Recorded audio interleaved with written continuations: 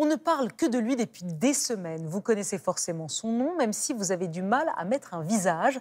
Il est la bête noire des milliardaires, celui qui veut faire payer les plus riches avec sa taxe Zuckman, dont François Bayrou n'a pas voulu.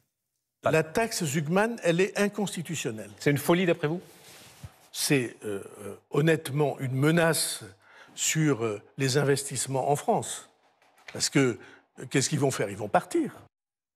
Ils vont partir. C'est une menace sur les investissements en France.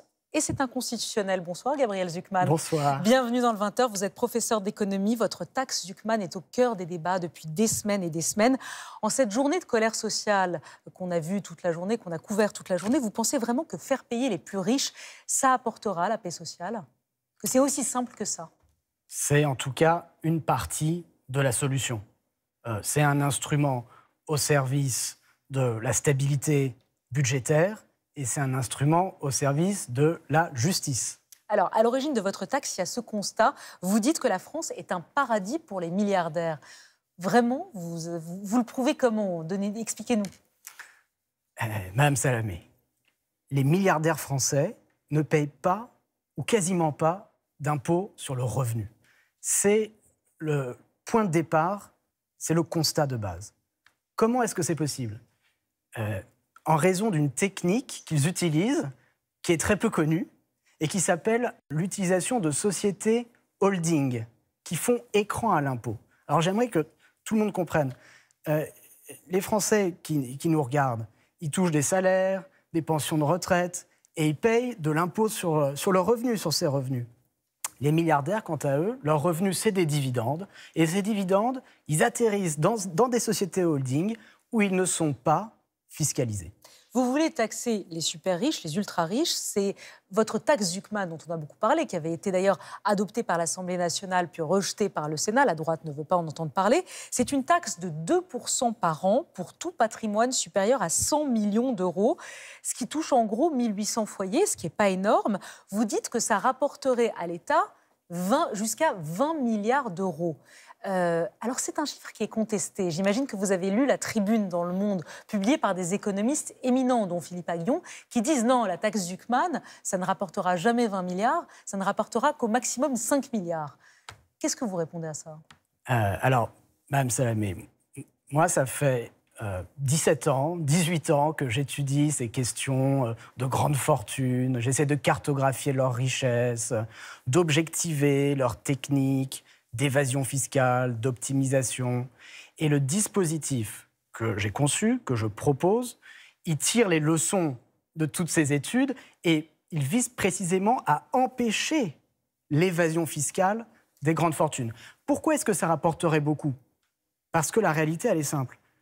Vous prenez les 500 plus grandes fortunes du magazine Challenge, qui publie chaque année depuis 1996 son célèbre classement. En 1996, les 500 plus riches possédaient l'équivalent de 6% du PIB en fortune. Aujourd'hui, c'est 42% du PIB. Ou pour le dire autrement, en 2010, ces 500 fortunes, elles avaient 200 milliards de patrimoine, 200 milliards d'euros. Aujourd'hui, 1200 milliards. Donc tout le monde comprend que si on taxe ces 1200 milliards en les empêchant d'évader l'impôt, d'optimiser, de faire de l'évasion, ça peut rapporter beaucoup, en l'occurrence de l'ordre de 20 milliards d'euros. Mais vous connaissez l'argument. Ça videra la France de ses entreprises. Les plus riches, ils vont partir. On a mis un sujet tout à l'heure sur Milan, qui est le nouvel Eldorado des plus riches. C'est à 1 heure d'avion de Paris.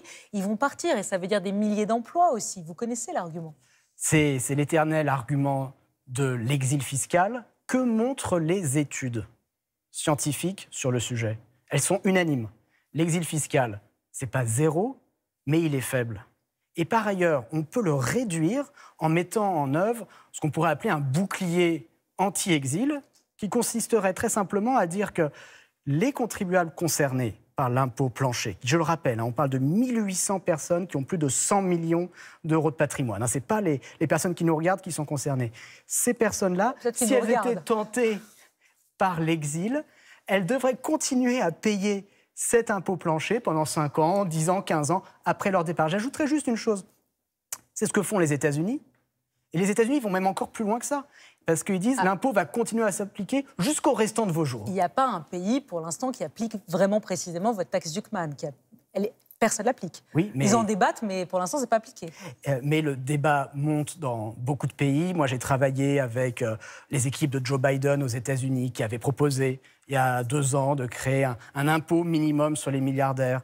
L'année dernière, j'ai travaillé avec le Brésil de Lula, qui présidait le G20 et qui a mis cette question à l'agenda du G20. Le débat monte en Grande-Bretagne. Il y a des pays comme l'Espagne, comme l'Afrique du Sud, qui veulent aussi introduire cette mesure. On a un nouveau Premier ministre en France, Sébastien Lecornu. Si en un mot, vous avez quoi à lui dire ce soir ? Que si vous envisagez d'imposer les milliardaires, et on en a besoin, les Français qui nous regardent ne vont pas accepter des efforts tant que les milliardaires ne payent pas d'impôt sur le revenu. Alors si vous envisagez de les imposer, je suis à votre disposition, 24 heures sur 24.